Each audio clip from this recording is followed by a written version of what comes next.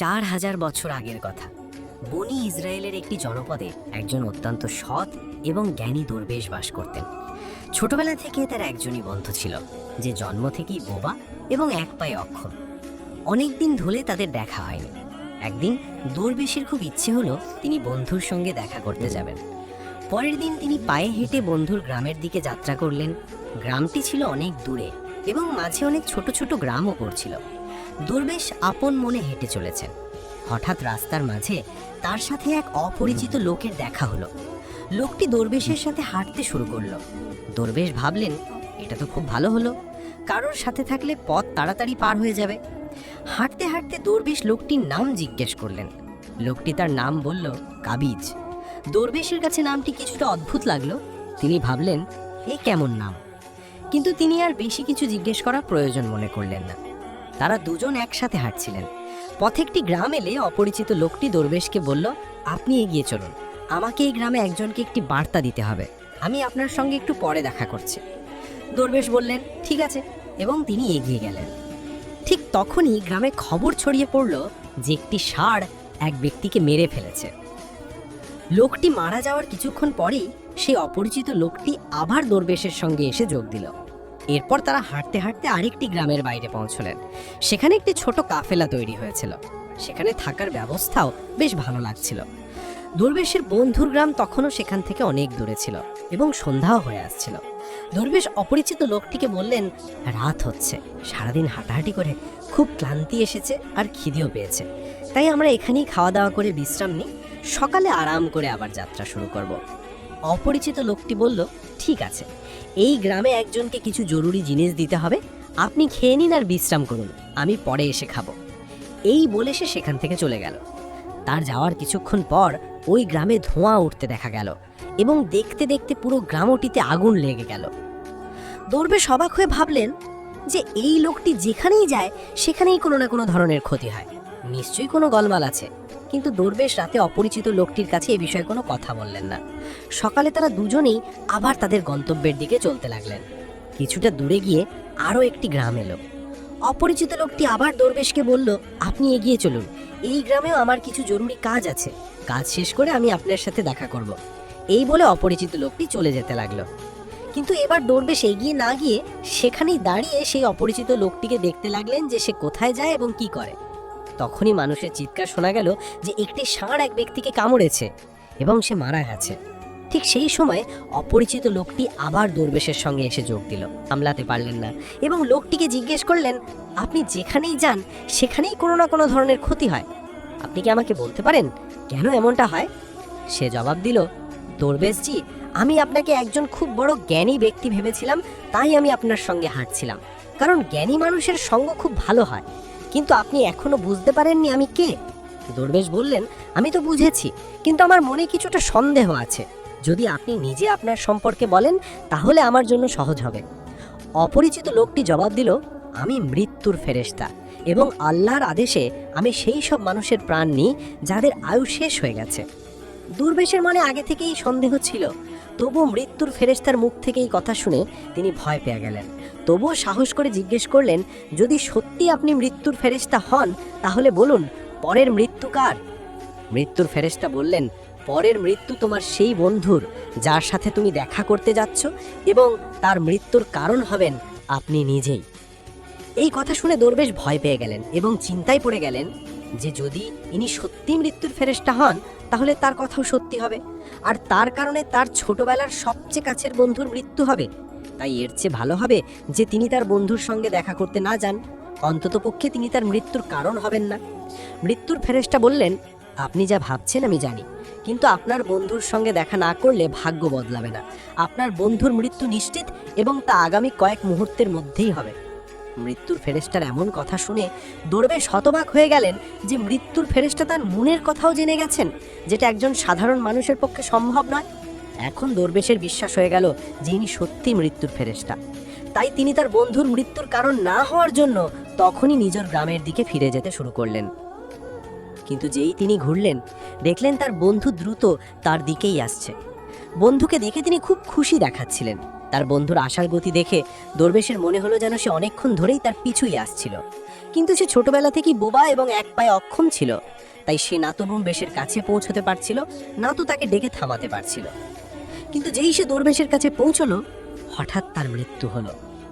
দরবেশ অবাক হয়ে মৃত্যুর ফেরেশতার দিকে তাকালেন, যেন তিনি জিজ্ঞেস করতে চাইছেন আসল কি হলো। মৃত্যুর ফেরেশতা দরবেশের মনের কথা বুঝতে পারলেন এবং বললেন, তোমার বন্ধু গত গ্রাম থেকেই তোমার পেছনে আসছিল, কিন্তু সে অক্ষম এবং বোবা হওয়ার কারণে তোমার কাছে পৌঁছতে পারছিল না। সে তার সমস্ত শক্তি দিয়ে তোমার কাছে পৌঁছানোর চেষ্টা করেছিল, কিন্তু বার্ধক্যে তার যৌবনের মতো শক্তি ছিল না, তাই হার্ট অ্যাটাক হয়ে তোমার বন্ধুরও মৃত্যু হয়েছে। কারণ সে তোমার সাথে দেখা করার জন্য নিজের সীমা ছাড়িয়ে তোমার পেছনে দৌড়াচ্ছিল, তাই তুমিই তার মৃত্যুর কারণ হলে। দরবেশের এখন বিশ্বাস হয়ে গিয়েছিল যে ইনি সত্যিই মৃত্যুর ফেরেশতা এবং তার কাজ হলো প্রাণীদের প্রাণ নেওয়া। দরবেশ একজন জ্ঞানী মানুষ ছিলেন, তাই তিনি এটাও জানতেন যে মৃত্যুর উপর কারোর নিয়ন্ত্রণ নেই। প্রতিটি প্রাণীকে একদিন না একদিন মরতেই হবে, এই ভেবে তিনি নিজেকে সামলে নিলেন। কিন্তু হঠাৎ দরবেশের মনে নিজের মৃত্যু সম্পর্কে জানার ইচ্ছা জাগল। তিনি মৃত্যুর ফেরেশতাকে বললেন, যখন আমার বন্ধুর মৃত্যু হবার ছিল তখন আপনি শুরু থেকেই আমার সঙ্গে কেন হাঁটছিলেন? মৃত্যুর ফেরেশতা জবাব দিলেন, আমি তো সবার সঙ্গে হাঁটি এবং সব সময় হাঁটি, কিন্তু মানুষ আমাকে চিনতে পারে না, কারণ মানুষের কাছে তাদের নিজের সমস্যা ছাড়া অন্য কোনো ব্যক্তি, জিনিস বা ঘটনা সম্পর্কে ভাবার বা তাকে দেখার এবং বোঝার সময় থাকে না। দরবেশ বললেন, আপনি কি বলতে পারেন আমার মৃত্যু কখন এবং কিভাবে হবে? মৃত্যুর ফেরেশতা বললেন, যদিও একজন সাধারণ প্রাণীর জন্য এটা জানা উচিত নয়, কারণ যে কেউ তার মৃত্যু সম্পর্কে জেনে দুঃখই পায়, কিন্তু আপনাকে দেখে একজন জ্ঞানী মানুষ মনে হচ্ছে এবং আপনি আপনার বন্ধুর মৃত্যুকে যত সহজে মেনে নিলেন তা দেখে মনে হয় আপনি নিজের মৃত্যু সম্পর্কে জেনেও দুঃখ পাবেন না। তাহলে শুনুন, আপনার মৃত্যু আজ থেকে ঠিক 6 মাস পর আজকের দিনেই অন্য কোনো দেশে ফাঁসিতে হবে, এবং সবচেয়ে অবাক করার মতো বিষয় হবে যে আপনি হাসি মুখে ফাঁসি মেনে নেবেন। এই বলে মৃত্যুর ফেরেশতা সেখান থেকে চলে গেলেন, কারণ এখন তার কাছে দরবেশের সঙ্গে থাকার কোনো কারণ ছিল না। দরবেশ তার বন্ধুর শেষকৃত্য সম্পন্ন করে নিজের গ্রামে ফিরে গেলেন। কিন্তু বন্ধুরা, কোনো ব্যক্তি যতই বড় জ্ঞানী হোক না কেন, নিজের মৃত্যু সম্পর্কে জেনে চিন্তিত তো অবশ্যই হন এবং মৃত্যু থেকে বাঁচতে কিছু না কিছু অবশ্যই করেন। দরবেশও তাই করলেন, কারণ তিনি একজন জ্ঞানী ব্যক্তি ছিলেন। তার পরিচিতি তার দেশের খালিফা পর্যন্ত ছিল। দরবেশ ভাবলেন যে খলিফার কাছে তো অনেক জ্ঞানী উপদেষ্টা থাকেন, তারা আমার মৃত্যু সম্পর্কিত সমস্যার কোনো না কোনো সমাধান অবশ্যই বের করবেন। এই ভেবে দরবেশ রাজ দরবারে গিয়ে হাজির হলেন এবং খলিফাকে তার পুরো গল্প শোনালেন। খলিফা তার উপদেষ্টাদের এই কথাটি জানালেন এবং তাদের পরামর্শ চাইলেন। সবাই মিলে অনেক ভাবনা চিন্তা করে বললেন যে যদি দরবেশের কথা সত্যি হয় তবে তার মৃত্যু 6 মাস পরেই হবে, কিন্তু মৃত্যু তখনই হবে যখন তিনি অন্য দেশে যাবেন। যদি তিনি অন্য দেশে না যান তবে মৃত্যু হবে না। উপদেষ্টাদের এই পরামর্শ খলিফারও ভালো লাগলো। তিনি দরবেশের থাকার ব্যবস্থা মহলেই করে দিলেন এবং খলিফার আদেশ ছাড়া কেউ দরবেশের সঙ্গে দেখা করতে পারত না। কিন্তু দরবেশ নিজের ইচ্ছায় যে কোনো জায়গায় আসতে যেতে পারতেন, যাতে এটা মনে না হয় যে তিনি খলিফার বন্দী। কিন্তু দরবেশ ভয়ে নিজেই কোথাও আসতে যেতেন না। সময় কেটে গেল এবং দরবেশের মৃত্যুর সময় ঘনিয়ে এলো। সেই দিনটিও চলে এলো যেদিন দরবেশের মৃত্যু হবার কথা ছিল। সেই দিন দরবেশ ভয়ে তাড়াতাড়ি ঘুমিয়ে পড়লেন, যাতে রাত তাড়াতাড়ি কেটে যায় আর পরের দিন এসে যায় আর এইভাবে মৃত্যু ঠেকানো যায়। কিন্তু বন্ধুরা, দরবেশের ঘুমিয়ে হাঁটার রোগ ছিল এবং এই রোগ সম্পর্কে তিনি নিজেও জানতেন না, তাই খলিফা বা কোনো হাকিমকে এই রোগ সম্পর্কে জানানোর তো প্রশ্নই ওঠে না। দরবেশ তার মৃত্যু নিয়ে খুব চিন্তিত ছিলেন এবং ঘুমিয়ে হাঁটার রোগ তখনই আসে যখন ঘুম ঠিকমতো না হয়। রাতে দরবেশের ঘুমিয়ে হাঁটার রোগ শুরু হলো। তিনি উঠলেন এবং মহল থেকে বেরিয়ে ঘোড়ার আস্তাবলে পৌঁছলেন। দরবেশ খলিফার একজন বিশেষ অতিথি ছিলেন, তাই কোনো চৌকিদার তাকে থামালো না এবং কোনো জিজ্ঞাসাবাদও করল না। ঘোড়ার আস্তাবলে পৌঁছে তিনি সবচেয়ে দ্রুতগামী ঘোড়ার উপর চড়লেন এবং ঘুমন্ত অবস্থাতেই নিজের দেশের সীমানা পেরিয়ে প্রতিবেশী দেশে চলে গেলেন। শুধু তাই নয়, তিনি প্রতিবেশী দেশের খলিফার মহলে পৌঁছলেন। সেখানকার চৌকিদাররাও তাকে থামালো না এবং কোনো জিজ্ঞাসাবাদও করল না, কারণ রাতের শেষ প্রহর হওয়ায় সবাই ঘুমাচ্ছিল। দরবেশ সোজা কোষাগার ঘরে পৌঁছলেন এবং সেখানে গিয়ে শুয়ে পড়লেন। সকালে কোষাগারের রক্ষক দরবেশকে কোষাগার ঘরে ঘুমন্ত অবস্থায় দেখতে পেলেন। এতে খলিফা খুব রেগে গেলেন এবং তিনি দরবেশকে গ্রেপ্তার করার আদেশ দিলেন। খলিফা দরবেশকে রাজ দরবারে হাজির করার আদেশ দিলেন। যখন দরবেশকে দরবারে আনা হলো, খলিফা তাকে দেখেই রাগে ফাঁসি সাজা শুনিয়ে দিলেন এবং বলতে লাগলেন যে যদি তুমি চুরি করতে সফল হতে তাহলে আমাদের ছোট রাজ্যের মানুষরা না খেয়ে মারা যেত। তাই হাত কাটার পরিবর্তে ফাঁসির সাজা দেওয়া হচ্ছে, যাতে ভবিষ্যতে কেউ এমন কাজ করার আগে হাজারবার ভাবে। ফাঁসির সাজা শুনে দরবেশ কেঁপে উঠলেন। তবুও কিছুটা সাহস করে তিনি খলিফাকে বললেন, জনাবে আলী, আমি জানি না যে আমি কিভাবে আপনার মহলে পৌঁছলাম। আমি এটাও জানি না যে আমি কিভাবে আপনার কোষাগার ঘরে এলাম। আমি কোনো চোর নই, কোনো চৌকিদার আমাকে কেন থামালো না। কিন্তু আমি এতটুকু জানি যে আজ আমার মৃত্যু হওয়ার কথা ছিল এবং এখন হচ্ছে। খলিফার কাছে এই কথাটি কিছুটা অদ্ভুত লাগলো।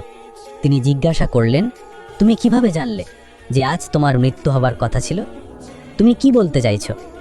দরবেশ গত 6 মাসের পুরো গল্প শোনালেন এবং বললেন যে হুজুর, আমার বা কোনো সাধারণ মানুষের এত সাহস নেই যে সে খলিফার দরবারে এবং খলিফার উপস্থিতিতে চুরি করতে পারে।